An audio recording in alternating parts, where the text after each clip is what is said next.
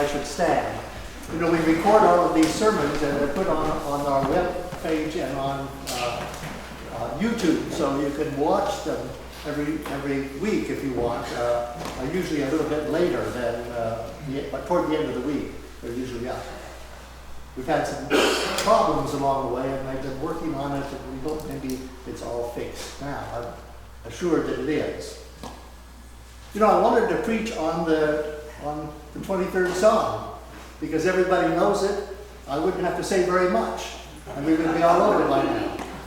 But instead, I'm going to preach on our truncated gospel. Jesus was a sailor.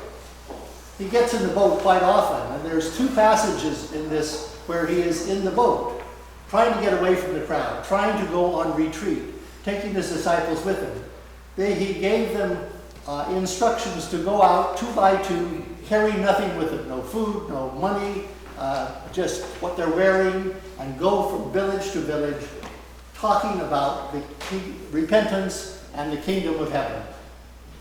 And they have done that, and they have been successful. They did some healing and some casting out demons, and they have come back all excited about it to Jesus, but exhausted, as you might expect, going out on a mission like that and hoping that people will give you something to eat, that you'll find a place to sleep, that you'll know what to say when you get there, that you'll be successful, or at least remember how to pray when you're laying on hands and trying to heal or give somebody comfort. But they come back now, and Jesus sees their fatigue, and he says, come on, we'll go on a retreat. We'll go to an isolated place down the lake a ways. And as they get in the boat and they start off down the lake, the people watch them, and they get an idea of where they're going. And they go there and are there before they arrive. It's kind of like when my wife and I sailed from Mazatlan to Hilo in our boat, and we had a, 34-day passage? It was good weather all the way, not ever calm, not ever any storm, but slow. And at one point, my wife said, I could walk to Hilo faster than this. Well, the people did. They walked around the lake and they got there faster. And when they arrived, what did Jesus do? He could have said, time out, we got to have our little retreat, come back tomorrow, and we'll talk about it, whatever you want. But no, he had compassion on the people and their needs. Forgetting to have compassion on his apostles that he had sent out there. This is the first time Mark calls them apostles after they get back from mission. They are part of the story too. And Jesus talks to them and teaches them probably about the kingdom of heaven, probably about the same kind of thing that we try to talk about here. He tries to talk to them about what?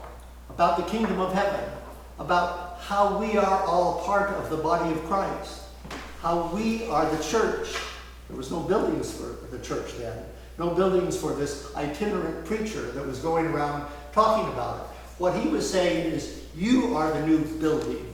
You are the new stones of which this church will be constructed.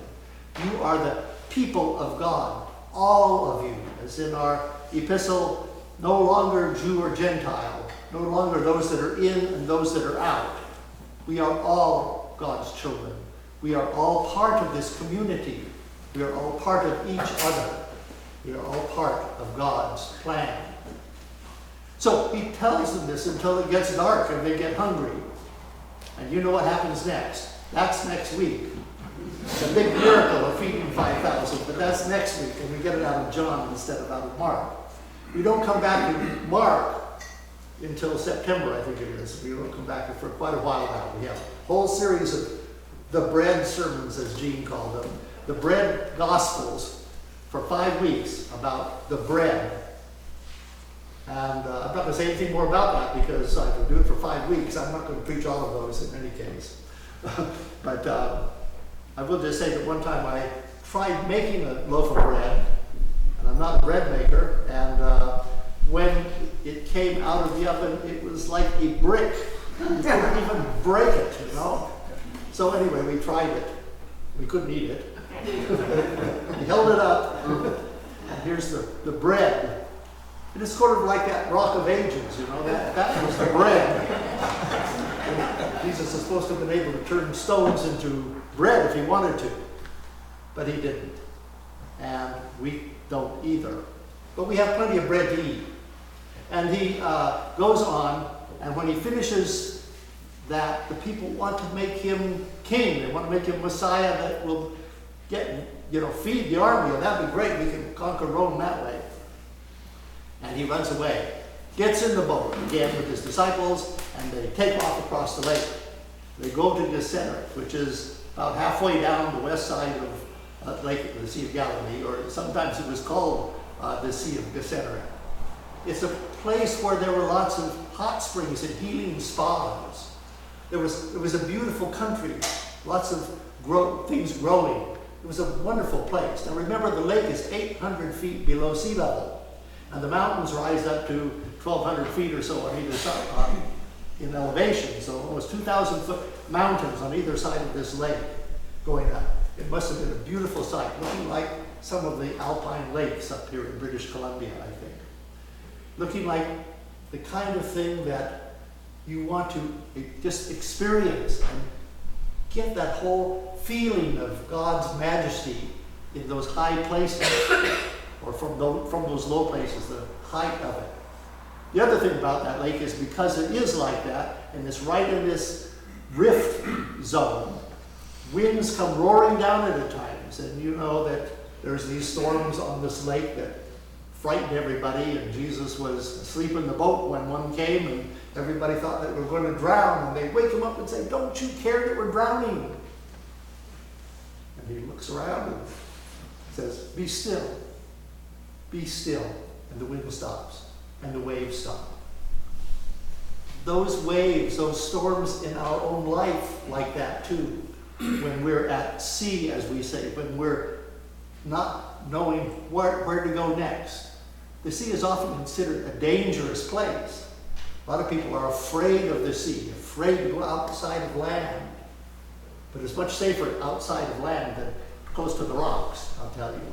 And you can sleep at night offshore, but you can't do that close in. And the storms, when they're out there, the water is usually deeper and the waves are longer, so it's not a big deal. I went rowing one day, I rowed every day this last week except yesterday, on my little boat. I go out early in the morning because it's usually calm. Well, it had been blowing all night, and the waves coming down from the north whip around Lighthouse Point, and these big rollers out there. And it was just great fun rowing on them and going back and forth, on these rollers. No danger at all in that. No danger at all. It was just lots of fun. And I would, every once in a while, catch a crab on the wave. Catch a crab means getting your oar in the wave at the wrong time. But rowing back and just having a great time. Now, at sea, for me, it's a calming retreat. When I go to sea, it's a retreat. Now, I think that when Jesus, if he had seen that big crowd there, could have just stayed out to sea. Let's just heave to out here and just relax. Maybe we'll catch a fish or two, but we could just relax. These guys were fishermen. They didn't want to go fishing anymore. They wanted to rest, I would think. But he didn't. Had compassion on the crowd. Compassion is a wonderful word in Greek. The literary translation is tearing your guts apart. He's had this sort of gut feeling that something needed to be done. It's not just pity, although that's what the Bible dictionary referred to. Look up pity. It's not that at all. It's much deeper than that. Compassion is being there with that person in their misery, in their pain, in their suffering, to be one with them. Then you can do something. You already have done something. If you get that close in your feeling with the person that's in pain and suffering, somehow they will feel that spiritual energy too, and healing starts taking place. Healing takes place. You don't have to say anything. Hold their hands. Now, Annie Dillard wrote a book a few years ago called Write, let's see, what is it called? It's something like Write Until You Die. And she says, you have to write as if you are dying. You have to write to people as if they were terminally ill, which indeed they are. I mean, terminal patients, we're all terminal patients, right? And write with that kind of passion and that kind of energy, and don't stop, she says. Keep writing, and do it with all of your heart, and with all of your mind, and all of your gut.